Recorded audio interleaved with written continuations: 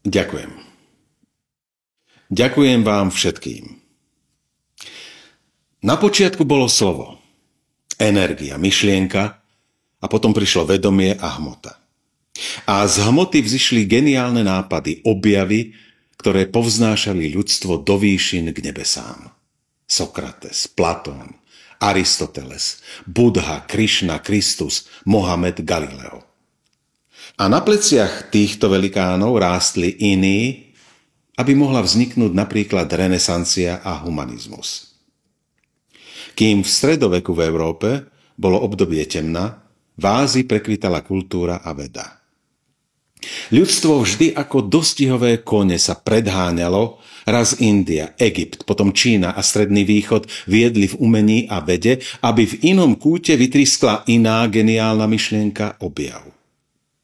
A boli i prírodné katastrofy, kedy matka Gaia sa otriasla, zavzdychala a hynuli civilizácie, národy.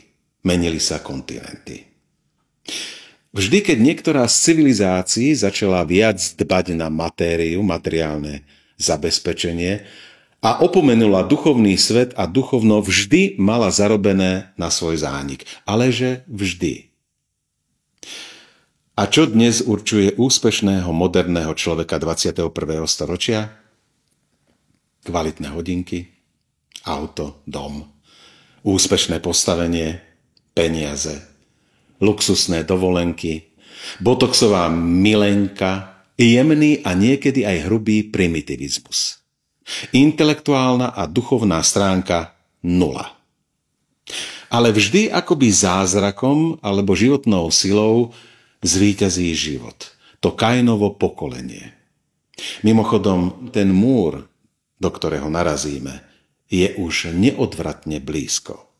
Darmo šofér s padákom bude cez reproduktor kričať: pripútajte sa, hlavu medzi kolená, nebojte sa, sme pevne ukotvení, mysliaci, že on na poslednú chvíľu vyskočí a zachráni sa.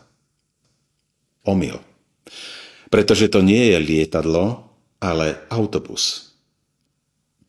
A ďalšia vec, milí cestujúci, oni vám ustavične klamú a podvádzajú. Neveríte? Srbsko, Irak, Afganistan, Líbia, COVID, testovanie, S-300, stíhačky, migranti.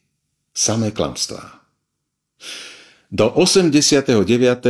sme slepo verili jednej ideológii a teraz slepo veríme druhej, zanietenejšie, a ešte robíme aj tie isté chyby. No prosto marazmus na šľak trafenie. Tak, milí spolucestujúci, budíček. A vymente šoféra, kým to ešte ide, lebo o chvíľu sa stretnete s múrom z očí v oči. A koho to bude chyba?